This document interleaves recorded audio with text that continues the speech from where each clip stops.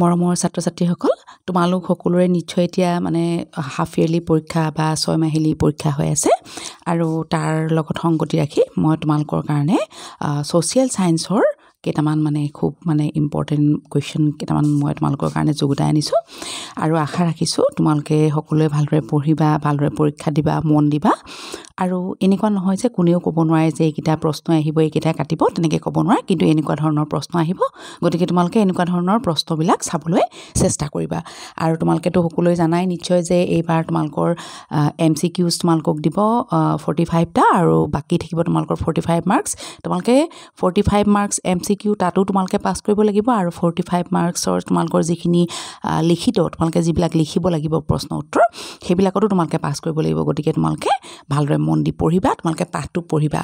যদি তোমালোকে পাঠটো পঢ়া তোমালোকৰ আৰু প্ৰশ্ন উত্তৰ মানে বেলেগকে আৰু তোমালোকে MCQ চাবলৈ দৰকাৰ নাই যদি পাঠটো তোমালোকে ওৰৰ পৰা মুধলে ভালদৰে চোৱা তথাপিতো মই মোৰ ফালৰ পৰা কেইটামান প্ৰশ্ন যোগদাই আনিছো আশা ৰাখিছো তোমালোকে ভালদৰে মন দিবা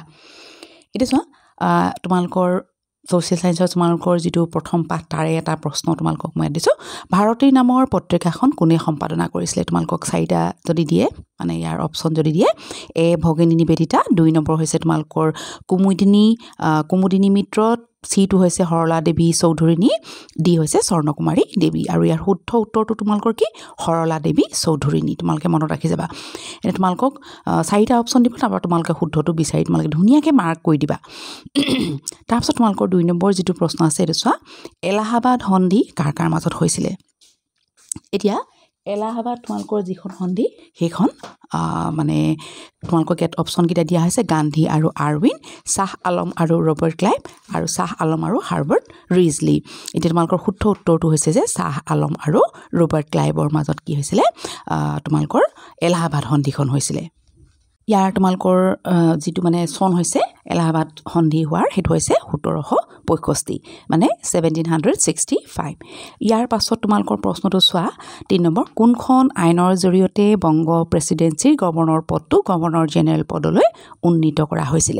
এতিয়া কিবাখনো আইন আছিল নহয় সেই তাৰ ভিতৰত কোনখন আইনৰ জৰিয়তে আমাৰ যেটো মানে আমাৰ ভাৰতবৰ্ষৰ শাসনৰ সুবিধাৰ কাৰণে কি কৰিছিল ব্ৰিটিছে তিনটা ভাগত ভাগ কৰি লৈছিল বংগ প্ৰেসিডেন্সি বোম্বাই প্ৰেসিডেন্সি আৰু কি আছিল মাদ্ৰাজ প্ৰেসিডেন্সি আৰু ইয়াৰ ভিতৰত বংগ প্ৰেসিডেন্সিৰ যিজন গভৰ্ণৰ জেনেৰেল তেওঁ মানে আটাইতকৈ বেছি তেওঁৰ যেটো মানে ক্ষমতা হেতু আটাইতকৈ বেছি আছিল আৰু ইয়াত তোমালোকক কৈছে যে কোনখন আইনৰ জৰিয়তে মানে বংগৰ যিজন মানে প্ৰেসিডেন্সিৰ যিজন গভৰ্ণৰ পদটো গভৰ্ণৰ জেনেৰেললৈ উন্নীত কৰা হৈছিল মানে তেওঁ সকলোতকৈ ডাঙৰ আছিল এতিয়া ইয়াৰ যিখন তোমালোকৰ কেবাখনো আইন দিয়া হৈছে 1750 চনৰ নিয়ন্ত্ৰণকাৰী আইন তাৰপিছত 1773 চনৰ নিয়ন্ত্ৰণকাৰী আইন আৰু ৰাওলাট আইন আৰু ভাৰত শাসন আইন আৰু ইয়াৰ তোমালোকৰ শুদ্ধ উত্তৰটো হৈছে 1773 চনৰ নিয়ন্ত্ৰণকাৰী আইন বা ৰেগুলেটিং এক্ট হেতু তোমালোকে মনত ৰাখিবা তাৰপিছত তোমালোকৰ 4 নম্বৰটো আছে সোৱা লৰ্ড কাৰ্জনে কাৰ লগত আলোচনা কৰি বংগ বিভাজনৰ যেটো প্ৰক্ৰিয়া হেতু এটা বিস্তাৰিত বিৱৰণ তৈয়াৰ কৰিছিল এতিয়া লৰ্ড কাৰ্জন মানে যেতিয়া বংগ বিভাজন আছিল তেওঁ কি আছিল ভাৰতৰ গভৰ্ণৰ জেনেৰেল আছিল গতিকে তেওঁ এজন ব্যক্তি আছিল যাৰ লগত গুটি বংগ বিভাজনৰ মানে কেনেকৈ বংগ বিভাজন কৰিব বংগ বিভাজন কৰাৰ পাছত মানে ভাগ কেইটা হ'ব কোনটো ভাগৰ লগত কোন কেইখন থাকিব সেইবিলাক তেওঁলোকে গুটিখিনি মানে কথা বতৰা পাতি মানে এটা প্ৰক্ৰিয়াৰ জৰিয়তে এটা মানে ধুনীয়াকৈ মানে বিস্তাৰিত মানে বিৱৰণ তৈয়াৰ কৰি লৈছিল আৰু এই ক্ষেত্ৰত কোনে সহায় কৰিছিল তোমালোকক এ দিছে হাৰ্বাৰ্ট ৰিজলি 2 নম্বৰটো বি টো আছে তোমালোকৰ ৰবাৰ্ট ক্লাইভ আৰু ডি টো আছে লৰ্ড চেমছফোৰ্ড আৰু ইয়াৰ শুদ্ধ উত্তৰটো হৈছে তোমালোকৰ হাৰ্বাৰ্ট ৰিজলি ইয়াৰ পাছত তোমালোকৰ 5 নম্বৰটো চোৱা কি আছে পূৰ্ববংগ আৰু অসম নামৰ প্ৰদেশখনৰ সৰ্বমুঠ জিলা কেইখন আছিল তাত কেইখন জিলা আছিল 15খন জিলা আছিল এতিয়া এইখিনি কথা চোৱা তোমালোকক মই অপচন কেইটাও দি যাব পাৰো অপচন কেইটা দি গলে মানে কি হয় অপচন কেইটা পঢ়োতে তোমালোকৰ উত্তৰবিলাক মানে বহুত সময় লাগি যায় গতিকে তোমালোকক মই মানে আগতে তোমালোকক 4টা যেনেকৈ দিলো তেনেকৈ অপচন তোমালোকক দি দিব এতিয়া তোমালোকক মই উত্তৰকেইটা কৈ যাম দেই আৰু যত মানে তোমালোকক বুজাই দিবলগীয়া হ'ব তাত মই বুজাই যাম তাৰপিছত চোৱা তোমালোকৰ 6 নম্বৰটো আছে কি ঐক্যবদ্ধ বংগ এক বৃহৎ শক্তি দ্বিখণ্ডিত কৰণেৰে বৃহৎ বংগ শক্তিক ভাঙি চিঙি চুৰমাৰ কৰিব কোনে কৈছিলে কাক কৈছিলে এনেকুৱা ধৰণৰ তোমালোকৰ প্ৰশ্ন আহিব পাৰে গম পালানে তে কোনে কৈছিলে বুলি ক'ব বা তোমালোকক তাৰপিছতে 4জন ব্যক্তিৰ নাম দি দিব তে তোমালোকে তাৰপিছত তোমালোকে শুদ্ধ অপশ্যনটো উলিয়াব লাগিব এতিয়া এই কথাটো কোনে কৈছিলে জানানে ভাৰত সচিব সেইখিনি সময়ত ভাৰতৰ যিজন সচিব আছিলে তেওঁৰ নাম আছিলে হাৰ্বাৰ্ট ৰিজলি তেওঁ কৈছিলে কাক কৈছিলে সেই সময়ৰ ভাৰতৰ গভৰ্ণৰ জেনেৰেল লৰ্ড কাৰ্জনক কৈছিলে তাৰপিছত চোৱা তোমালোকৰ 7 নম্বৰ প্ৰশ্নটো আছে যে অসহযোগ আন্দোলনৰ ইতিবাচক দিশসমূহ কি আছিলে এতিয়া অসহযোগ যে আন্দোলন হৈছিলে তাৰ কি আছিলে ইতিবাচক দিশো আছিলে আৰু নেতিবাচক দিশ ইতিবাচক দিশ মানে কি কিছুমান ভাল দিশ আছিলে যে অসহযোগ আন্দোলনৰ ফলত ভাল প্ৰভাৱ পৰিছিলে আৰু কিছুমান নেতিবাচক দিশ মানে কি কিছুমান বেয়া প্ৰভাৱ পৰিছিলে এই তোমালোকক ইতিবাচক দিশ কেইটামানৰ বিষয়ে লিখিবলৈ যদি কয় তোমালোকে লিখিবা হাতে সূতা কটা কল মানে আৰু কি বুলি কৈছে তাঁত বোৱা শিল্পৰ উন্নতি হৈছিলে অসহযোগ আন্দোলনৰ সময়ত আৰু হিন্দুসকলৰ মাজত থকা যিটো অস্পৃশ্যতা মানে দূৰীকৰণৰ কাৰণে প্ৰচেষ্টা কৰাইছিলে সেইটো অসহযোগ আন্দোলনৰ এটা মানে ভাল দিশ আছিলে আৰু মাদক দ্ৰব্যৰ মানে নিবাৰণৰ ওপৰত মানে গুৰুত্ব দিয়া হৈছিলে মানে মাদক দ্ৰব্য মানে বুজি পোৱা না মদ ভাং চিগাৰেট বিড়ি এইবিলাকৰ ওপৰত মানে এই দ্ৰব্যবিলাক মানে যাতে সমাজত এইবিলাকে কি কৰে বহুত বেয়া প্ৰভাৱ পেলায় গতিকে এইবিলাক নিবাৰণৰ ওপৰত গুৰুত্ব দিয়া হৈছিলে এইবিলাক আছিলে অসহযোগ আন্দোলনৰ ইতিবাচক দিশ দেই তোমালোকক কেতিয়াবা এনেকৈ দিব তলত তোমালোকে তাৰ পৰা বিচাৰিব লাগিব অসহযোগ আন্দোলনৰ ইতিবাচক দিশ ইয়াৰ ভিতৰত এটা ভৰাই দিয়া থাকিব তেতিয়া তোমালোকে বুজি পাবা এইটো হয় বুলি গম পালা তাৰপিছত নেতিবাচক দিশ এটা আছিলে কি বাৰু জানানে যে অসহযোগ আন্দোলনত কি হৈছিলে ছাত্ৰ ছাত্ৰীসকলে শ্ৰেণীকোঠা বৰ্জন কৰিছিলে বা তেওঁলোকক কোৱা হৈছিলে যে তোমালোকে শ্ৰেণীকোঠা বৰ্জন কৰা গতিকে এইটো আছিলে অসহযোগ আন্দোলনৰ এটা নেতিবাচক দিশ অসহযোগ আন্দোলনৰ নেতিবাচক দিশ আৰু দুটা তোমালোকক কৈছোঁ বিধানমণ্ডল আদালত আৰু মানে আদালত চৰকাৰী শিক্ষানুষ্ঠানৰ কথা ক'লোৱে তোমালোকে লিখিবা যদি তোমালোকক কয় যে অসহযোগ আন্দোলনৰ নেতিবাচক দিশ তিনিটাৰ কথা উল্লেখ কৰা তেতিয়া তোমালোকে ক'বা বিধানমণ্ডল আদালত আৰু চৰকাৰী শিক্ষানুষ্ঠান এই তিনি বৰ্জন কাৰ্যক অসহযোগ আন্দোলনৰ নেতিবাচক দিশ বুলি কোৱা হয় বুজি পালা তাৰপিছত চোৱা তোমালোকৰ 8 নম্বৰটো আছে 1905 চনত বংগ বিভাজনৰ সময়ত তেতিয়া ভাৰতৰ মানে যিজন সচিব তেওঁ কোন আছিলে তোমালোকে কি লিখিবা জন ব্ৰডৰিক দেই বা মানে জন ব্ৰডৰিকে মানে তেওঁ উল্লেখ কৰি কোৱাৰ কাৰণে ব্ৰডৰিকে বুলি কৈছোঁ এনে উপাধি কিন্তু ব্ৰডৰিকে হয় তোমালোকে কিন্তু হাৰ্বাৰ্ট ৰিজলি বুলি লিখি নিদিবা তাৰপিছত চোৱা 9 নম্বৰটো কোনে তাৰ বাৰ্তাৰ যোগেদি মানে বংগ ভংগৰ প্ৰস্তাৱৰ অনুমোদন জনাইছিলে এতিয়া বংগভংগ মানে গোটেই বস্তুটো মানে প্ৰক্ৰিয়াটো মানে সম্পূৰ্ণ কৰা হ'ল তাৰপিছত কি কৰা হ'ল লণ্ডনৰ মানে তাৰ চৰকাৰৰ ওচৰলৈ পঠিওৱা হ'ল আৰু তাৰ পৰা মানে যোনজন মানে ভাৰত সচিব আছিলে তেওঁ কি কৰিছিলে তাৰ বাৰ্তা মানে কি জানা টেলিফোনেৰে মানে জনাইছিলে যে ঠিকে আছে প্ৰস্তাৱটো আমি সকলোৱে মান্তি হৈছোঁ বুলি তেওঁ যেতিয়া মানে অনুমোদন জনাইছিলে সেইটোকে কৈছে তাৰ বাৰ্তা মানে টেলিফোনেৰে কৈছিলে আৰু তেওঁৰ নাম কি আছিলে জন ব্ৰডৰিক গতিকে তোমালোকে দুইটা কথা মনত ৰাখিবা বংগ বিভাজনৰ সময়ত ভাৰত সচিব আছিলে জন ব্ৰডৰিক আৰু তাৰ বাৰ্তাৰ যোগেদি বংগভংগৰ যিটো প্ৰস্তাৱ তাৰ অনুমোদন জনাইছিলে তেওঁ আছিলে জন ব্ৰডৰিক আৰু তোমালোকৰ 10 নম্বৰ প্ৰশ্নটো চোৱা বংগভংগৰ প্ৰস্তাৱটো কেতিয়া চৰকাৰীভাৱে প্ৰকাশ কৰা হৈছিলে এতিয়া বংগভংগৰ যিটো প্ৰস্তাৱ চৰকাৰীভাৱে মানে ইংৰাজ চৰকাৰে মানে তেওঁলোকে আগতে ধৰা চবেই গম পাইছিলে যে ইমান মানে বংগ বিভাজন কৰিব আমুক তামুক তেনেকৈ গম কিন্তু চৰকাৰীভাৱে যেতিয়া মানে একদম পুৰা মানে আইনগতভাৱে যেতিয়া মানে প্ৰকাশ কৰিছিলে সেই দিনটো আছিলে কিমান 1905 চনৰ 1 ছেপ্টেম্বৰ তাৰপিছত তোমালোকৰ 11 নম্বৰ প্ৰশ্নটো বংগভংগ আঁচনিৰ চতুৰ্থ দফাটো কি আছিলে তোমালোকৰ বংগভংগ আঁচনি কেইবাটাও দফা আছিলে কেইটা দফা আছিলে কোৱাচোন 4টা দফা তোমালোকে মনত ৰাখিবা দেই কেইটা দফা 4টা দফা আৰু তাৰে তোমালোকে নিশ্চয় জানা প্ৰথম দফাটো কি আছিলে তোমালোকে দফা কেইটা দেখি ভয় নাখাবা তোমালোকক কেতিয়াবা কি হয় বংগভংগ মানে যিটো আঁচনি তাৰ তোমালোকৰ দফা কেইটাৰ বিষয়ে লিখিবলৈ আহে তাৰমানে কি 1 নম্বৰ দফা 2 নম্বৰ দফা 3 নম্বৰ দফা 4 নম্বৰ দফা তেনেকৈ মানে ভাগ কৰি কামবিলাক ঠিক কৰি দিয়া হৈছিলে এতিয়া 1 নম্বৰ যিটো দফা আছিলে তাত আছিলে যে ঢাকা ৰাজশ্বাহী আৰু চট্টগ্ৰামৰ যিটো সংমণ্ডল তাৰ লগত কি বুলি কৈছে অসমসংলগ্ন নতুন প্ৰদেশখনৰ নাম মানে কি মানে এই গোটেইখিনি লগাই ঢাকা ৰাজশ্বাহী চট্টগ্ৰামৰ লগত মানে আৰু কেইখনমান মানে ঠাই লগাই কি বুলি কৈছে যিখন নতুন প্ৰদেশ গঠন কৰা হ'ব সেইখনৰ নাম কি বুলি কৈছে পূৰ্ব বংগ আৰু অসম তাৰমানে অসমৰ জিলাকেইখন লগাই লৈছিলে নহয় সেইকেইখন লগাই কি কৰা হৈছিলে পূৰ্ব বংগ আৰু অসম নাম দিয়া হৈছিলে তাৰপিছত খটো আছিলে তোমালোকৰ কি পূৰ্ব বংগ আৰু অসম প্ৰদেশখনৰ ৰাজধানী হ'ব কি ঢাকা তাৰপিছতে গটো হৈছে তোমালোকৰ যে পূৰ্ব বংগ অসম প্ৰদেশৰ শাসনৰ দায়িত্ব এজন কাৰ থাকিব লেফটেনেণ্ট গভৰ্ণৰৰ হাতত অৰ্পণ কৰা হ'ব আৰু ঘটো তোমালোকৰ যিটো মানে প্ৰথম দফাৰ যিটো তোমালোকৰ ঘটো হৈছে যে অসমৰ ৰাজধানী শ্বিলঙৰ পৰা ঢাকালৈ লৈ যোৱা হ'ব এতিয়া বুজি পালা এইটো হৈছে তোমালোকৰ বংগভংগ আঁচনিৰ প্ৰথম দফা দ্বিতীয় দফাটো হৈছে যে পূৰ্ববংগ আৰু অসমৰ কাৰণে ঢাকাত এখন সুকীয়া ন্যায়ালয় স্থাপন কৰা হ'ব তাৰমানে পূৰ্ববংগৰ লগত আমাৰ অসমখন লগাব অসমখন মানে গোটেইখন নহয় অসমৰ কেইখনমান জিলা আৰু সেই জিলাখনৰ বিষয়ে মই তোমালোকক মানে বংগভংগ তোমালোকৰ পাঠটো বুজাই তাত মই বুজাই থৈছোঁ সেই পূৰ্ববংগ আৰু অসম মানে লগাই যিখন মানে পূৰ্ববংগ অসম বুলি নতুন এখন প্ৰদেশ গঠন কৰা হ'ব তাৰ কাৰণে কি লাগিব ন্যায়ালয় লাগিব নহয় য'ত সকলোবিলাক বিচাৰ কি কৰা হ'ব মানে বিচাৰ ব্যৱস্থাটো মানে লাগিব কোনোবাই বেয়া কাম কৰিব চোৰ ডকাইত যিয়ে নকৰক মানে কোনোবাই মানে বেআইনী কাম কৰিব গতিকে সেইবিলাকতো বিচাৰ হ'ব লাগিব গতিকে মানে কি থাকিব ঢাকাত এখন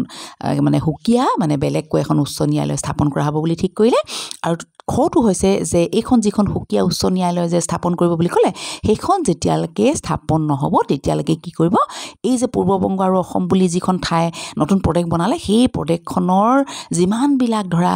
মেল মোকদ্দমা যিমানবিলাক মানে বিচাৰ ব্যৱস্থা হ'ব কোনে কৰিব কলিকতা উচ্চ ন্যায়ালয়ৰ এখতিয়াৰভুক্ত হ'ব মানে কি কলিকতা উচ্চ ন্যায়ালয়ৰ অধীনত থাকিব আৰু তেওঁলোকে সেই বিচাৰ ব্যৱস্থাবোৰ কৰিব কেতিয়ালৈকে যেতিয়ালৈকে পূৰ্ববংগ আৰু অসমৰ কাৰণে যিখন ন্যায়ালয় ঢাকাত স্থাপন কৰা হ'ব বুলি কৈছে সেইখন যেতিয়ালৈকে সম্পূৰ্ণ কৰা নহ'ব গম পালা তৃতীয় দফাটো আছিলে কি পশ্চিমবংগ বিহাৰ উৰিষ্যা আৰু ছোটনাগপুৰ লগাই বংগ প্ৰদেশৰ ৰাজধানী কলিকতা হ'ব তাৰমানে এখন হ'ব পূৰ্ববংগ আৰু অসম আৰু দ্বিতীয়খন হ'ব কি বুলি কৈছে বংগ প্ৰদেশ আৰু তাত কোন কোন থাকিব পশ্চিমবংগ বিহাৰ উৰিষ্যা আৰু ছোটনাগপুৰ সহ বংগ প্ৰদেশৰ ৰাজধানী কি হ'ব বুলি কৈছে কলিকতা হ'ব বুজি পালা তাৰ চতুৰ্থ দফা মই তোমালোকে এইটো কথাই সুধিছিলোঁ চতুৰ্থ দফাটো কি আছিলে তাত আছিলে কি বুলি লিখা আছিলে চোৱা 1905 খ্ৰীষ্টাব্দৰ 16 অক্টোবৰত বংগ বিভাজনৰ পৰিকল্পনাটো কামত খটুৱা হ'ব কাৰ্যকৰী কৰা হ'ব মানে সেইদিনাখনৰ পৰা পুৰা কামত মানে কামে হাতে কামে লাগি যাব আৰু তাৰমানে গম পালা এতিয়া বুজি পালা তোমালোকে বংগ বিভাজনৰ চতুৰ্থ দফাটো কি আছে একেবাৰে সহজ 12 নম্বৰটো আছে তোমালোকৰ বংগ বিভাজনৰ বিৰুদ্ধে জনমত গঠনৰ কাৰণে কিমান লোকৰ স্বাক্ষৰ লৈ মানে প্ৰতিবাদ মানে যিখন পত্ৰ ভাৰত সচিবৰ হাতত অৰ্পণ কৰা হৈছিলে তাত কিমান মানুহৰ চহী আছিলে 70,000 মনত ৰাখিবা দেই তাৰপিছত চোৱা তোমালোকৰ আছে 13 নম্বৰটো কাৰ আহ্বান ক্ৰমে কলিকতাৰ জনতাই বংগ বিভাজন কাৰ্যকৰী হোৱাৰ দিনা ৰাখী বন্ধন পালন কৰিছিলে তাৰমানে বংগ দেশখনটো বিভাজন কৰি দিয়া হ'ল হিন্দু মুছলমানখিনিক মানে হিন্দু আৰু মুছলিমৰ মাজত ইমান দিনৰ পৰা কৌটিকালৰ পৰা ভাৰতবৰ্ষত বা বংগদেশত মানে যি মিলা প্ৰীতি একতাৰ ভাৱ আছিলে সেই বস্তুটো মানে ইংৰাজবিলাকে বহুত ভয় কৰিছিলে আৰু সেইকাৰণে তেওঁলোকে কি কৰিছিলে এই হিন্দু মুছলিম এই দুখিনিক মানে ভাগ ভাগ কৰি দিব বিচাৰিছিলে আৰু বংগৰ যিখিনি মানুহ তেওঁলোককো মানে দুভাগ কৰি দিব বিচাৰিছিলে যাতে তেওঁলোকৰ শক্তিটো কমি যায় গম পালা নাই আৰু হিন্দু মুছলিমৰ মাজত কি কৰিছিলে বিভেদ বা সাম্প্ৰদায়িকতাৰ ভাৱ মানে সিঁচি দিব বিচাৰিছিলে যাতে হিন্দুখিনিও মুছলিমখিনিক ঘিণ কৰক আৰু মুছলিমখিনিও হিন্দুখিনিক বেয়া পাওক বুজি পাইছা আৰু সেইকাৰণে কি কৰিছিলে এই যে ব্ৰিটিছৰ গোটেই ভাৱটো সেইখিনি সময়ত মানে বংগদেশৰ কেইজনমান মানে ভালেমান কেইজন মানে ভাল ব্যক্তি আছিলে সুৰেন্দ্ৰনাথ বন্দ্যোপাধ্যায় ৰবীন্দ্ৰ ঘোষ আৰু ৰামেন্দ্ৰ সুন্দৰ ত্ৰিবেদী তাৰ পাছতে আছিলে মানে ৰবীন্দ্ৰনাথ ঠাকুৰ এই ব্যক্তি তেওঁলোকৰ ভিতৰত এইজন যে মই তোমালোকক কৈছোঁ তোমালোকক ইয়াত সুধিছে যে কলিকতাৰ জনতাই বংগ বিভাজন যোনদিনাখন কাৰ্যকৰী কৰিছিলে কোন দিনাখন আছিলে বাৰু দিনটো তোমালোকক মই কৈছিলোঁ 1 ছেপ্টেম্বৰ 1905 গতিকে 1 ছেপ্টেম্বৰ মানে 1905 মানে 5 চনত এই পৰিকল্পনাটো প্ৰকাশ কৰি মানে কি কৰিছিলে 16 অক্টোবৰত কাৰ্যকৰী কৰাৰ মানে দিনটো মানে ঠিক কৰিছিলে গতিকে যোনদিনাখন কাৰ্যকৰী কৰাৰ দিনটো ঠিক কৰিছিলে সেই দিনাখনে কি কৰিছিলে ৰবীন্দ্ৰনাথ ঠাকুৰে বংগদেশৰ মানুহবিলাকক কৈছিলে তোমালোকে ৰাখী বন্ধন পালন কৰা তাৰমানে কি হিন্দু মুছলিম আমি বেলেগ নহয় আমি ভাই ককাই গতিকে হিন্দু মহিলাসকলে কি কৰিছিলে এই মুছলিম মানে যিসকল সম্প্ৰদায়ৰ যিবিলাক মানুহ তেওঁলোকক মানে ৰাখী পিন্ধাইছিলে কাৰ আহ্বান ক্ৰমে ৰবীন্দ্ৰনাথ ঠাকুৰৰ আহ্বান ক্ৰমে তাৰপিছত চোৱা তোমালোকৰ 14 নম্বৰটো কি আছে কাৰ নেতৃত্বত হাজাৰ হাজাৰ জনতাই কালুটোলা আৰু চিতপুৰ বৰ মছজিদত মানে উপস্থিত হৈ মৌলবী আৰু অন্যান্য মুছলমান লোকসকলক ৰাখি পিন্ধাইছিল ৰবীন্দ্ৰনাথ ঠাকুৰ এইটো তোমালোকে মনত ৰাখিবা তাৰপিছত চোৱা তোমালোকৰ 15 নম্বৰটো হৈছে তলত ঘটনা প্ৰবাহসমূহ উদ্ধক্ৰমত সজোৱা উদ্ধক্ৰমত মানে কি উদ্ধক্ৰম মানে কমৰ পৰা বেছি লয় দেই একদম কমৰ পৰা বেছি লয় আৰু অৰ্ধক্ৰমত বুলি ক'লে বেছিৰ পৰা কমলৈ এতিয়া চোৱা দাণ্ডি যাত্ৰা কেতিয়া হৈছিলে 1930 চনৰ 12 মাৰ্চ এতিয়া চোৱা তোমালোকক মই ইয়াত মানে মিলাই দিছোঁ কিন্তু তোমালোকক খেলি মেলিকে দিব দাণ্ডি যাত্ৰা বুলি দিলে ধৰা তাৰপিছতে তোমালোকক ধৰা 1931 চনৰ 5 মাৰ্চ থাকিলে সাম্প্ৰদায়িক বাতৰা সেইটো ধৰা 1931 এনেকৈ থাকিলে তোমালোকে কি ক'ব মিলাব লাগিব কিন্তু ইয়াত মই তোমালোকক মিলাই দিছোঁ যে দাণ্ডি যাত্ৰা কেতিয়া হৈছিলে 1930 চনৰ 12 মাৰ্চ এতিয়া তোমালোকৰ দাণ্ডী যাত্ৰা 1930 চনৰ 12 মাৰ্চ মনত ৰাখি থবা সাম্প্ৰদায়িক বাটোৱাৰা কেতিয়া হৈছিলে 1932 চনত দ্বিতীয় ঘূৰণীয়া মেজমেল হৈছিলে 1931 চনত আৰু গান্ধী আৰু আৰউইন চুক্তি হৈছিলে কিমান মানে 1931 চনৰ 5 মাৰ্চ তোমালোকে মনত ৰাখিবা এটা কথা ঘূৰণীয়া মেজমেল আৰু মানে গান্ধী আৰউইন চুক্তি এই দুয়োটা বস্তুৱে 1931 চনত হৈছিলে কিন্তু তোমালোকে মানে মনত ৰাখিব লাগিব যে কোনটো কেতিয়া হৈছিলে তাৰমানে কি এই ঘূৰণীয়া মেজমেল আৰু গান্ধী আৰউইন চুক্তি মানে তাতকে মানে গান্ধী আৰউইন চুক্তি হোৱাৰ আগতে ঘূৰণীয়া মেজমেল হৈছিলে গম পালা নাই একেই 31 চন কিন্তু ঘূৰণীয়া মেজমেল মানে গান্ধী আৰউইন চুক্তিৰ আগত হৈছিলে এইটো কথা কিন্তু তোমালোকে মনত ৰাখিবা মাৰ্চ মাহৰ আগত হৈছিলে তাৰমানে দেই তাৰপিছত আহিলে তোমালোকৰ 16 নম্বৰটো তলত দিয়া অংশ দুটা মিলোৱা আৰু শুদ্ধ উত্তৰটো বাছি উলিওৱা তোমালোকক এইখিনিও খেলি মেলি দিব নাইট্ৰজেন বুলি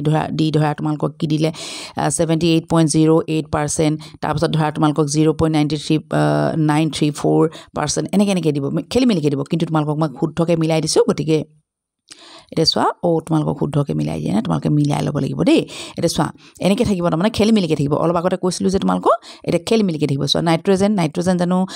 এক নম্বৰত আছে কিমান 20.94% হয় জানো নহয় নাইট্ৰজেন কিমান বুলি কৈছে 78.8% মনত ৰাখিবা দেই বায়ুমণ্ডলত নাইট্ৰজেনৰ পৰিমাণ 4 নম্বৰৰ লগত মিলিব 78.8% অক্সিজেন কিমান জানানে অক্সিজেনটো 1ৰ লগত মিলিব 20.94% আৰু কাৰ্বন ডাই অক্সাইড কিমান জানানে কাৰ্বন ডাই অক্সাইড হৈছে তোমালোকৰ 0.035% হা আৰু আৰ্গন মানে কি আৰ্গনটো কিমান বুলি জানানে আৰ্গনটো হৈছে 0.934% গতিকে তোমালোকে এইখিনি মনত ৰাখিবা আটাইতকৈ বেছি কি থাকে নাইট্ৰজেন তাৰপিছত কি থাকে অক্সিজেন বুজি পাইছা তাৰপিছত থাকিব অক্সিজেন আৰু তাৰপাছত থাকিব তোমালোকৰ কাৰ্বন ডাই অক্সাইড কিমান বুলি ক'লোঁ 0.035% হ'ল তাৰপিছত চোৱা তলত দিয়া অংশ দুটা মিলাই শুদ্ধ বিকল্পটো বাছি উলিওৱা তোমালোকে এনেকৈ মিলাব লাগিব এতিয়া চোৱা এছিয়াৰ উচ্চতম ঠাই তাৰপিছত দিছে ইউৰোপৰ উচ্চতম ঠাই আফ্ৰিকাৰ উচ্চতম ঠাই দক্ষিণ আমেৰিকাৰ উচ্চতম ঠাই তাৰপিছত তোমালোকে কি কৰিব লাগিব মিলাব লাগিব দেন মিলাওঁতে তোমালোকে অপশ্যনবোৰ চাই ল'বা এছিয়াৰ উচ্চতম ঠাই কাৰ লগত মিলিছে এভাৰেষ্ট মানে A2 4ৰ লগত মিলিছে ইউৰোপৰ উচ্চতম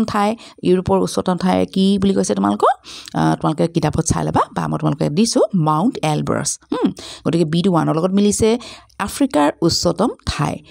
আফ্ৰিকাৰ যিটো মানে উচ্চতম ঠাই সেইটো হৈছে কি কিলিমাঞ্জাৰো এইটো চাবা দেই আৰু তোমালোকৰ দক্ষিণ আমেৰিকাৰ উচ্চতম ঠাই হৈছে একানকাগুৱা মনত ৰাখি ল'বা দেই তোমালোকে এইবিলাক চাই ল'বা আৰু অকণমান মানে কি হয় মোৰ মোবাইলটোত মানে অকণমান মানে এইবিলাক মানে এই যুটীয়া আখৰবিলাক কি হয় ভালদৰে নুঠে গতিকে তোমালোকে যদি মানে বানানটো তোমালোকে অকণমান চাই ল'বা দেই 18 নম্বৰটো চোৱা তোমালোকৰ কি আছে ইউৰাল পৰ্বতমালাই পৃথক কৰা মহাদেশ দুখন হ'ল এছিয়া আৰু ইউৰোপ মনত ৰাখিবা ইউৰাল যিটো পৰ্বতমালা সেই পৰ্বতমালাই মানে কি কৰিছে দুখন মহাদেশক ভাগ কৰি দিছে তাৰমানে কি মহাদেশবিলাকৰ মাজত ৰেখা নাই যেনেকৈ ধৰা আমাৰ মানে হেৰি কি বুলি কয়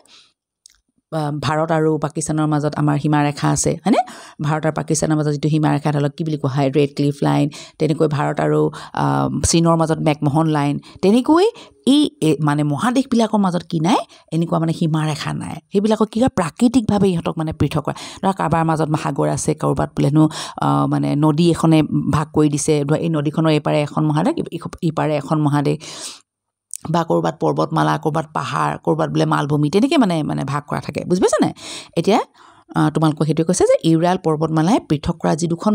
মানে মহাদেশ সেই দুখন হৈছে এখন হৈছে এছিয়া আৰু এখন হৈছে ইউৰোপ 19 নম্বৰটো চোৱা কি আছে ক অংশৰ লগত খ অংশ মিলোৱা এতিয়া বিশ্ব তোমালোকে সম্পদটো তোমালোকক মই বুজাই থৈছোঁ তোমালোকে চাবাচোন এতিয়া বিশ্ব সম্পদ কোনটো কোৱা হয় জাতীয় সম্পদ কোনটো চিৰ বিৰাজমান সম্পদ কোনটো স্থানিক সম্পদ কোনটো বিশ্ব সম্পদ যিটো এখন দেশ বা এখন ৰাজ্যৰ বা এখন ৰাষ্ট্ৰৰ সম্পদ গোটেই পৃথিৱীৰ সম্পদ জাতীয় সম্পদ এটা জাতি বা এখন ৰাষ্ট্ৰৰ চিৰ বিৰাজমান সম্পদ যিবিলাক সম্পদ সকলোৱে ভোগ কৰে চবতে থাকে পৃথিৱীৰ আৰু স্থানিক সম্পদ মানে কি এখন ঠাইত থাকে নিৰ্দিষ্টভাৱে সেইবিলাকক কি বুলি কোৱা হয় স্থানিক সম্পদ বুলি কোৱা হয় তো বিশ্ব সম্পদ কোনটো হ'ব চোৱাচোন মহাসাগৰ আছে অভয়াৰণ্য আছে সূৰ্যৰশ্মি আছে বিভিন্ন খনিজ পদাৰ্থ এতিয়া তোমালোকে চোৱা বিশ্ব সম্পদ হৈছে কি মহাসাগৰ দেই মহাসাগৰবিলাক গোটেই পৃথিৱীৰ সম্পদ আমি কোনেও এখন বোলে ভাৰত মহাসাগৰখন বোলে ভাৰতৰ বোলে প্ৰশান্ত মহাসাগৰ বোলে আমেৰিকাৰ বা বোলে ইংলেণ্ডৰ আমি সেনেকৈ ক'ব নোৱাৰোঁ গম পালা নাই মানে এই মহাসাগৰবিলাক পৃথিৱীৰ প্ৰত্যেকখন ৰাষ্ট্ৰৰে হয় চবৰে হয় মহাসাগৰবোৰ আৰু জাতীয় সম্পদ এতিয়া কোনটো হ'ব অভয়াৰণ্য আমাৰ বোলে ভাৰতত থকা অভয়াৰণ্য যে গিৰ হাবি হওক কাজিৰঙা হওক মানাস হওক যিমানবিলাক আমাৰ অভয়াৰণ্য আছে সেইবিলাক কি হয় আমাৰ দেশখনৰ আমাৰ জাতিৰ সম্পদ হয় দেই সেইবিলাক বিশ্বৰ সম্পদ নহয় চিৰবিৰাজমান সম্পদ যিবিলাক সদায় থাকে গোটেই পৃথিৱীৰ সম্পদ এতিয়া কোনবিলাক সূৰ্যৰশ্মি চবতে পৰে সূৰ্যৰশ্মি আছে নেকি কোনোবা দেশত নপৰা কোনোবাই বোলে কম সূৰ্যৰশ্মি পায় বোলে কোনোবাই বোলে বেছি ৰশ্মি পায় বোলে ক'ৰবাত বোলে সূৰ্যৰশ্মি নপৰে তেনেকুৱা নাই হয় না আৰু ডিটো হৈছে স্থানিক সম্পদ স্থানীয় এতিয়া বিভিন্ন ধৰণৰ খনিজ পদাৰ্থ এইবিলাক হৈছে কি স্থানিক সম্পদ কোনোবা ঠাইতে পোৱা যায় এতিয়া চোৱা তেল আমাৰ ভাৰতৰ চবতে পোৱা যায় নেকি নেযায় নহয় হয়নে তেতিয়াহ'লে সোণ ভাৰতৰ চবতে পোৱা যায় নেকি নেযায় কয়লা চবতে পোৱা যায় নেকি নেযায় হয়নে তেনেকৈ লুৰ খনি চবতে আছে নেকি নাই কিছুমান নিৰ্দিষ্ট ঠাইত থাকে সেইকাৰণে এইবিলাকক কি বুলি কোৱা হয় স্থানিক সম্পদ বুলি কোৱা হয় 20 নম্বৰটো চোৱা তোমালোকৰ 19 নম্বৰ এইটো 20 হ'ব লাগিছিলে 20 চোৱা তোমালোকৰ কি আছে ফেডাৰেল হলৰ আধাৰশিলা কোনে স্থাপন কৰিছিলে আনন্দ মোহন বসু মনত ৰাখিবা তোমালোকে দেই 20 আকৌ তোমালোকক এইটো 21 নম্বৰ হ'ব লাগিছে তথাপিতো মই তোমালোকক মানে ভুল হৈ যাব সেইকাৰণে 20 বুলিয়ে কওঁ বংগভংগৰ পৰিকল্পনাটো চৰকাৰীভাৱে প্ৰকাশ পোৱাৰ পিছদিনা দ্বিতীয়খন বিশাল প্ৰতিবাদী সভা ক'ত অনুষ্ঠিত হৈছিলে এতিয়া বংগভংগ মানে পৰিকল্পনাটো যেতিয়া চৰকাৰীভাৱে প্ৰকাশ পালে তাৰ পাছত কি হ'ল মানে য'ত মানে কি হৈছে বংগৰ য'ত মানে বিৰাট প্ৰতিবাদী সভা মানে অনুষ্ঠিত হৈছে এতিয়া যিখন প্ৰথম মানে প্ৰতিবাদী সভা হৈছিলে সেইখন হৈছিলে ক'ত তোমালোকৰ মানে কি বুলি কয় তোমালোকে কিতাপত ভালদৰে চাবা দেই প্ৰতিবাদী সভাবিলাক ক'ত মানে হৈছিলে এতিয়া চোৱা তোমালোকক মই এটা প্ৰশ্নৰ উত্তৰ দিওঁতে তোমালোকক মই তাৰ লগতে মানে লগ লাগি থকা আন কিছুমান কথাও ক'ম গতিকে তোমালোকে মনত ৰাখি যাবা দেই এতিয়া চোৱা বংগ বিভাজনৰ যেতিয়া প্ৰস্তাৱটো মানে যেতিয়া মানে চৰকাৰীভাৱে প্ৰকাশ হ'ল লগে লগে গোটেই বংগদেশত মানুহৰ একদম খং উঠিছে আৰু মানে এই যে মানে ইংৰাজ চৰকাৰৰ বংগ বিভাজনৰ যিটো মানে প্ৰস্তাৱ সেইটোৰ বিৰুদ্ধাচৰণ কৰাৰ কাৰণে প্ৰথমখন প্ৰতিবাদী যিখন সভা হৈছিলে 1905 চনৰ 14 জুলাই তাৰিখে খুলনাৰ বাগেৰবাৰীত হৈছিলে মনত ৰাখিবা আৰু দ্বিতীয়খন বিশাল সভা হৈছিলে 20 জুলাই তাৰিখে যদি বিশাল সভা বুলি কয় তেতিয়া তোমালোকে ক'বা 20 জুলাই দিনাখন দিনাজপুৰত হৈছিলে মনত ৰাখিবা তোমালোকে তাৰিখবিলাক মনত ৰাখি যাবা আৰু এনেই যদি কয় দ্বিতীয়খন সভা 16 আৰু 17 জুলাই তাৰিখে ক'ত হৈছিলে বুলি যদি তোমালোকৰ তাৰিখটো উল্লেখ কৰি দিয়ে তেতিয়াহ'লে তোমালোকে কিশোৰগঞ্জ আৰু পাবনাত হৈছিলে বুলি ক'বা দেই আৰু যদি বিশাল বুলি কোৱাৰ লগে লগে কিন্তু তোমালোকে 20 জুলাই দিনাজপুৰত হৈছিলে বুলি ক'বা কথাটো বুজি পালা তোমালোকক কি ক'লো যদি বিশাল শব্দটো নাথাকে আৰু 20 জুলাই বুলি কয় তেতিয়াহ'লে তোমালোকে লিখিবা মানে হেৰি কি বুলি কয় দিনাজপুৰত হৈছিলে বুলি ক'বা আৰু যদি তোমালোকক তাৰিখটো উল্লেখ কৰি দিয়ে 16-17 জুলাই দিনাখন মানে কলিকতাত যি মানে ব্ৰিটিছৰ বিৰুদ্ধাচৰণ কৰি কি বুলি কয় বংগ বিভাজনৰ বিৰুদ্ধাচৰণ কৰি প্ৰতিবাদী সভা ক'ত হৈছিলে বুলি ক'লে তোমালোকে কিশোৰগঞ্জ আৰু পাবনাত বুলি ক'বা আৰু দিনাজপুৰত যিখন মানে প্ৰতিবাদী সভা হৈছিলে দ্বিতীয়খন বিশাল প্ৰতিবাদী সভা তাত পৌৰহিত্য মানে কি পৌৰহিত্য মানে তাত মানে সভাপতি কোনে কৰিছিলে সভাপতি আসন মানে গোটেই পৰিচালনা কৰিব লাগিব নহয় কোনে কৰিছিলে দিনাজপুৰৰ মহাৰজাই কৰিছিলে মনত ৰাখিবা দেই দিনাজপুৰৰ মহাৰজাই কৰিছিলে তাৰপাছত আহিলে তোমালোকৰ 21 নম্বৰটো যিকোনো এজন মানুহক বিনা বিচাৰে কাৰাগাৰত নিক্ষেপ কৰিবলৈ চৰকাৰে অধিকাৰ প্ৰদান কৰিছিলে কোনখন এক্টৰ যোগেদি বা কোনখন আইনৰ যোগেদি তোমালোকে কি ক'বা ৰাওলাইট আইন বা এক্টৰ যোগেদি আৰু যিখন আইনৰ বিৰোধিতা কৰি কি হৈছিলে কৰাৰ কাৰণে এই যে জালিয়ানৱালাবাগৰ হত্যাকাণ্ড হৈছিলে নাই এতিয়া চোৱা তাৰপাছত আহিলে তোমালোকৰ এইটো তোমালোকৰ 22 নম্বৰটো চোৱা ঘটনাসমূহৰ লগত মানে চনসমূহ তোমালোকে মিলাব লাগিব কোনটো ঘটনাৰ লগত কোনটো চন মিলিছে তোমালোকে লিখিব লাগিব দেই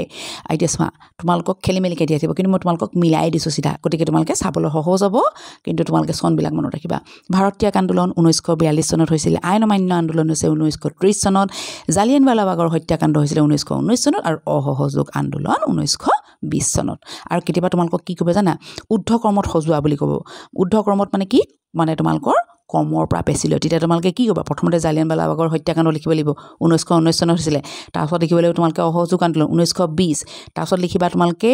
আইন অমান্য আন্দোলন 1930 আৰু তাৰপিছত তোমালোকে লিখিবা ভাৰত ত্যাগ আন্দোলন 1942 তোমালোকে লিখিবলৈ শিকিবা কিন্তু দেই 23 নম্বৰটো চোৱা চৌৰি চৌৰা ঘটনাৰ বাবে গান্ধীজীয়ে কোনটো আন্দোলন বন্ধ কৰিছিলে এতিয়া উত্তৰ প্ৰদেশৰ চৌৰি চৌৰাত কি হৈছিলে মানে যিটো ঘটনা হৈছিলে সেই ঘটনাটোৰ কাৰণে কি কৰিছিলে সেই ঘটনাটো হৈছিলে হিংসাত্মক কাৰ্য হয় না মানে গান্ধীজীয়ে কেনেকৈ আন্দোলন কৰিছিলে তেওঁ অহিংসাৰে আন্দোলন কৰিছিলে গতিকে অহিংসাৰ আন্দোলনত হিংসাত্মক কাৰ্য যে এটা সোমোৱাৰ কাৰণে তেওঁ কি কৰিলে তেওঁ বৰ দুখ পালে আৰু দুখ পাই তেওঁ কি কৰিলে অসহযোগ আন্দোলন বন্ধ কৰি দিছিলে সেইটো কৈছে তোমালোকক সুধিছে যে চৌৰি চৌৰাৰ ঘটনাৰ কাৰণে গান্ধীজীয়ে মানে কোনটো আন্দোলন বন্ধ কৰিছিলে অসহযোগ আন্দোলন আৰু তোমালোকে নিশ্চয় জানা যে এই চৌৰি চৌৰাৰ ঘটনাটো জানা 1922 চনৰ 5 ফেব্ৰুৱাৰী তাৰিখে কি কৰিছিলে উত্তৰ প্ৰদেশৰ গোৰখপুৰ জিলাৰ চৌৰি চৌৰা বুলি এডোখৰ ঠাই আছিলে তাত মানে স্থানীয় যিবিলাক পুলিচ আছিলে আৰু আমাৰ প্ৰতিবাদকাৰী যোনে মানে প্ৰতিবাদ কৰিছিলে তেওঁলোকৰ মাজত কি হৈছিলে হিংসাত্মক সংঘৰ্ষ মানে কি মাৰপিট হৈছিলে আৰু গান্ধীজীয়ে কোনো ধৰণৰ হিংসাত্মক কাৰ্য মাৰপিটেৰে তেওঁ আন্দোলন কৰিবলৈ বিচৰা নাছিলে দেই গতিকে এই সংঘৰ্ষত কি হৈছিলে 3জন মানে প্ৰতিবাদকাৰী পুলিচৰ গুলিত মানে নিহত হোৱাৰ কাৰণে মানে প্ৰতিবাদকাৰীবিলাকৰ হাততটো ধৰা একো অস্ত্ৰ নাছিলে গতিকে পুলিচে কি কৰিলে এই প্ৰতিবাদকাৰী 3জনক মাৰি পেলালে গুলিয়াই দিয়াৰ কাৰণে মৰি থাকিলে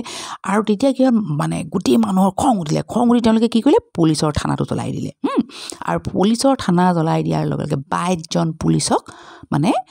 তাত মানে ধৰা মানে হিংসাত্মক কাৰ্য ঘটনা মানে সংঘটিত হোৱাৰ কাৰণে 22জন পুলিচ মৰিলে বা হত্যা কৰা হ'ল গতিকে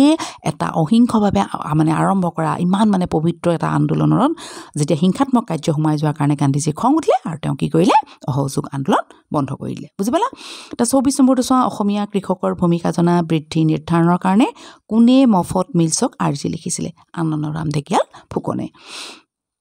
25 নম্বৰটো চোৱা তোমালোকৰ অসমীয়া ভাষাক স্কুল অফিচ কাছাৰীত মাধ্যম হিচাপে পুনৰ প্ৰতিষ্ঠা কৰা যিটো বছৰ কিমান আছিলে 1873 চনত আৰু কেতিয়া মানে আমাৰ অসমত মানে অসমীয়া ভাষাটো আঁতৰাই বাঙালী ভাষাক মানে স্থান দিয়া হৈছিলে কিমান চন তোমালোকে জানানে 1836 চন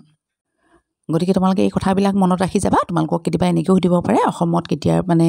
বাঙালী ভাষা প্ৰচলন কৰা হৈছিলে অসমীয়া ভাষাৰ ঠাইত তেতিয়া তোমালোকে লিখিবা কি বুলি 1836 চনত আৰু কেতিয়া উঠাই দিয়া হৈছিলে 1873 চনত এইটো মনত ৰাখিবা তলৰ কোনটো বাণিজ্যিক বেংকৰ কাৰ্য নহয় এইবিলাক চোৱা তোমালোকক যে মই এই প্ৰশ্নবিলাক দিছোঁ এইটো নহয় যে এইকেইটা প্ৰশ্নই আহিব কিন্তু এনেকুৱা ধৰণৰ প্ৰশ্ন আহিব গতিকে তোমালোকে ভালকে কিতাপখন পঢ়িবা কিন্তু য'ৰ পৰা প্ৰশ্ন আহিব কোনো ক'ব নোৱাৰে যে ইয়াৰ পৰা প্ৰশ্ন আহিব এইখিনি আহিব তেনেকুৱা ধৰণৰ কথা নাথাকে 26 নম্বৰটো হৈছে যে কোনটো বাণিজ্যিক বেংকৰ কাৰ্য নহয় তোমালোকক ইয়াত কৈছে কাগজী মুদ্ৰা ছপা কৰা বিটো কৈছে সঞ্চয় সংগ্ৰহ কৰা সিটো কৈছে ঋণ মুদ্ৰা সৃষ্টি কৰা আৰু ঋণৰ যোগান ধৰা তাৰমানে এতিয়া চোৱা সঞ্চয় সংগ্ৰহ কৰাটো আমাৰ বাণিজ্যিক বেংকৰ কাৰ্য হয় মানে আৰু এটা কৈছে তোমালোকক কি বুলি কৈছে এই ঋণ মুদ্ৰা সৃষ্টি কৰা মানে কি বাণিজ্যিক বেংকবিলাকে মানুহক টকা ধাৰলৈ নিদিয়ে লোন দিয়ে নহয় তাৰপিছত আকৌ ঋণৰ যোগান ধৰা আকৌ মানুহক ঋণৰ পইচাখিনিও যোগান ধৰে কোনে ধৰে বাণিজ্যিক বেংকে ধৰে কিন্তু এটা কাম বাণিজ্যিক বেংকে কৰিব নোৱাৰে কি কৰিব নোৱাৰে কাগজী মুদ্ৰা ছপা কৰা দেই আমাৰ যে 100 টকীয়া 10 টকীয়া 5 যিমান মুদ্ৰা আছে যিমান পইচা আছে এইবিলাক বাণিজ্যিক বেংকে মানে ছপা কৰিব নোৱাৰে দেই 27 নম্বৰ প্ৰশ্নটো চোৱা অসম প্ৰদেশ গঠন মানে কেতিয়া গঠন কৰা হৈছিলে এইটো মনত ৰাখিবা মানে কিমান চনত 1874 চনৰ 7 ফেব্ৰুৱাৰী তাৰিখে তাৰমানে কি জানা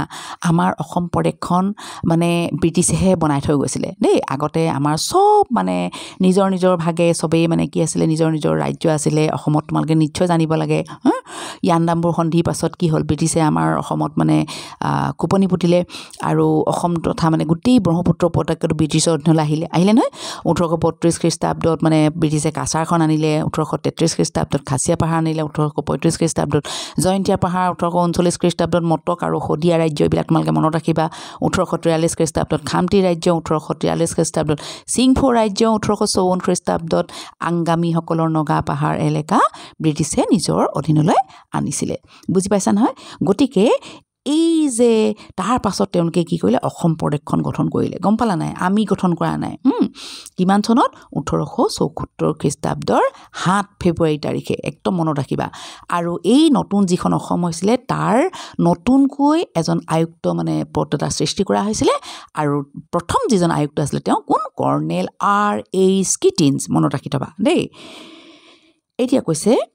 চৌৰি চৌৰাত হোৱা হিংসাত্মক ঘটনাৰ ফলস্বৰূপে স্থগিত আন্দোলনটো হ'ল কি বুলি কৈছে অসহযোগ আন্দোলন এইটো তোমালোকক মই কৈছোঁ দেই হয় নহয় এতিয়া চোৱা মৰুকৰণৰ দ্বাৰা আটাইতকৈ বেছি আক্ৰান্ত মহাদেশখনৰ নাম কি উত্তৰ আমেৰিকা মৰুকৰণ মানে কি মানে মৰুভূমি নহয় লাহে লাহে মৰুভূমিলৈ পৰিণত হৈছে কথাটো বুজি পাইছা না মৰুভূমি নেকি গোটেই বালি একদম বালিয়ে আৰু তাত তোমালোকে মাটি নোপোৱা তাৰমানে একদম পুৰা মৰুভূমি কিন্তু কিছুমান ঠাই কি হয় আমাৰ নিচিনা আমি যিবিলাক ঠাইত আছোঁ তেনেকুৱা ঠাই কিন্তু লাহে লাহে সেই ঠাইবিলাক কি হৈছে মৰুভূমিলৈ পৰিৱৰ্তন হৈ গৈছে বালিয়া হৈ গৈছে মাটিবোৰ গতিকে এই যে মৰুকৰণ যে লাহে লাহে মৰুভূমিলৈ মানে আগবাঢ়ি গৈ আছিলে আটাইতকৈ বেছি যিখন মহাদেশ মানে আক্ৰান্ত হৈছে য'ত আটাইতকৈ বেছি মানে মৰুভূমি লাহে লাহে হ'বলৈ সেই ঠাইডোখৰ নাম কি হৈছে উত্তৰ আমেৰিকা দেই তাৰপিছত তোমালোকৰ 30 নম্বৰটো গোলকীয় উষ্ণতা বৃদ্ধিত অৰিহণা যোগোৱা গেছটো কি কাৰ্বন ডাই অক্সাইড তোমালোকক মই চিধা উত্তৰটো দিছোঁ দেই তাৰপিছত চোৱা পৃথিৱীৰ বৃহত্তম দেশ কোনখন ৰাছিয়া আৰু পৃথিৱীৰ দ্বিতীয় বৃহত্তম দেশ কোনখন জানানে কানাডা দেই 32 নম্বৰ প্ৰশ্নটো হৈছে তোমালোকৰ ভাৰতৰ স্বাধীনতাৰ সময়ত ব্ৰিটিছ প্ৰধানমন্ত্ৰী কোন আছিলে ক্লিমেণ্ট এটলি মনত ৰাখিবা আৰু লগতে তোমালোকে মনত ৰাখিবা ভাৰতৰ শেষৰজন গভৰ্ণৰ জেনেৰেল কোন আছিলে লৰ্ড মাউণ্ট বেটেইন আৰু ভাৰতৰ মানে প্ৰথম আৰু শেষৰজন মানে যিজন মানে ভাৰতীয় গভৰ্ণৰ জেনেৰেল আছিল তেওঁ আছিলে কোন চক্ৰৱৰ্তী আৰ গোপালাচাৰী সেইটো তোমালোকে মনত ৰাখিবা তাৰপাছত আহিলে ভাৰতীয় ষ্টেট বেংক কেতিয়া প্ৰতিষ্ঠা কৰা হৈছিলে 1955 চনত এইটো তোমালোকে মনত ৰাখিবা 34 নম্বৰ প্ৰশ্ন দেশ এখনত মুদ্ৰা যোগান ধৰা মুদ্ৰাৰ যিটো অংশ মানে এখনত যোগান ধৰা মুদ্ৰাৰ যিটো অংশ কেন্দ্ৰীয় বেংকে প্ৰত্যক্ষভাৱে নিয়ন্ত্ৰণ কৰে সেইটো কি বুলি কৈছে সেই মুদ্ৰাটোৰ নাম কি জানানে উচ্চ ক্ষমতা সম্পন্ন মুদ্ৰা তোমালোকৰ মুদ্ৰাৰ বহুত ভাগ আছিলে তপত মুদ্ৰা আৰু কি আছিলে মটপট মুদ্ৰা কাগজী মুদ্ৰা কলা মুদ্ৰা আছিলে নাই সেই যে তোমালোকৰ মুদ্ৰাৰ ভাগবিলাক আছিলে অবিহিত মুদ্ৰা তাৰপাছত আছিলে কি মুদ্ৰা আছিলে তোমালোকে মনত পেলোৱাচোন তাৰপাছতে সুলভ মুদ্ৰা সংকুচিত মুদ্ৰা তাৰপাছতে চেক মুদ্ৰা কলা মুদ্ৰা তেনেকৈ ভাগবিলাক আছিলে না সামগ্ৰী মুদ্ৰা জন্তু মুদ্ৰা এই তাৰ ভিতৰত এটা মুদ্ৰা কিন্তু কি কৰে কেন্দ্ৰীয় বেংকে নিজে একদম চিধা নিজে মানে নিয়ন্ত্ৰণ কৰে সেইটো কি বুলি কোৱা হয় উচ্চ ক্ষমতা সম্পন্ন মুদ্ৰা গতিকে তোমালোকে কিছুমান বস্তু মনত ৰাখিবা দেই উচ্চ ক্ষমতা সম্পন্ন মুদ্ৰা আৰু উচ্চ ক্ষমতা সম্পন্ন মুদ্ৰাৰ মানে আৰু এটা কথা আছে কৈছোৱা দেই দেশ এখনত যোগান ধৰা মুদ্ৰা যিটো অংশ কেন্দ্ৰীয় বেংকে প্ৰত্যক্ষভাৱে নিয়ন্ত্ৰণ কৰে সেইটো হৈছে উচ্চ ক্ষমতা সম্পন্ন মুদ্ৰা আৰু এই মুদ্ৰা নিয়ন্ত্ৰণৰ জৰিয়তে কি কৰে কেন্দ্ৰীয় বেংকে মুদ্ৰাৰ যোগান কম বেছি কৰিব পাৰে এই কথাটো তোমালোকে মনত ৰাখিবা দেই তাৰপাছত চোৱা 35 নম্বৰটো তলৰ কোনটো মুদ্ৰা মানে মুদ্ৰাৰ কাৰ্যাৱলীৰ ভিতৰত নপৰে এতিয়া মুদ্ৰাৰ বহুত কাৰ্যাৱলী আছিলে তোমালোকে মনত আছে নাই মুদ্ৰাৰ কাৰ্যাৱলী আৰু তোমালোকে মুদ্ৰাৰ বৈশিষ্ট্য এইকেইটাৰ মাজত তোমালোকে ভুল নকৰিবা দেই এতিয়া চোৱা মুদ্ৰাৰ কাৰ্যাৱলী কেইটা কি আছিলে 4টা কাৰ্যাৱলী আছিলে মূল কাৰ্যাৱলী মুদ্ৰাৰ যে 4টা আছিল তাৰ ভিতৰত কিন্তু 2টা মুখ্য কাৰ্যাৱলী আৰু 2টা গৌণ কাৰ্যাৱলী কথাটো বুজি পাইছা মুদ্ৰাৰ কাৰ্যাৱলী 4টা তাৰ ভিতৰত 2টা মুখ্য আৰু 2টা গৌণ মুখ্য কাৰ্যাৱলী কেইটা কি হৈছে মুদ্ৰা হৈছে বিনিময় মাধ্যম আৰু 2 নম্বৰটো হৈছে মুদ্ৰাই সামগ্ৰীৰ মূল্যৰ মাপকাঠি হিচাপে কাম কৰে হল এইটোটা হৈছে মুখ্য কাৰ্যাৱলী আৰু তোমালোকৰ গৌণ কাৰ্যাৱলী এইটোটা হৈছে কি মুদ্ৰাই স্থগিত দেনা পাওনাৰ মানদণ্ড হিচাপে কাৰ্য সম্পাদন কৰে আৰু তোমালোকৰ 4 নম্বৰটো হৈছে যে মুদ্ৰাই মূল্যৰ ভাণ্ডাৰ হিচাপে কাৰ্য সম্পাদন কৰিব লাগে এইকেইটা হৈছে তোমালোকৰ গৌণ বুজি পালা এতিয়া তলৰ কোনটো মুদ্ৰাৰ কাৰ্যাৱলীৰ ভিতৰত নপৰে এতিয়া চোৱা তোমালোকৰ কি আছে বিনিময় মাধ্যম মাপকাঠি মূল্যৰ ভাণ্ডাৰ সাধাৰণ গ্ৰহণযোগ্যতা আমি এতিয়া ইয়াৰ মাজত আমি সাধাৰণ গ্ৰহণযোগ্যতা কথাটো পালোঁ জানো কাৰ্যাৱলীৰ ভিতৰত নাপালোঁ গতিকে সাধাৰণ গ্ৰহণযোগ্যতা এইটো মুদ্ৰাৰ কাৰ্যাৱলীৰ ভিতৰত নহয় দেই তাৰপিছত চোৱা মুদ্ৰাৰ মুখ্য কাৰ্যকেইটা কি তোমালোকক মই অকণমান আগতে কৈছিলোঁ মুদ্ৰাৰ মুখ্য কাৰ্যকেইটা এটা হৈছে মানে কি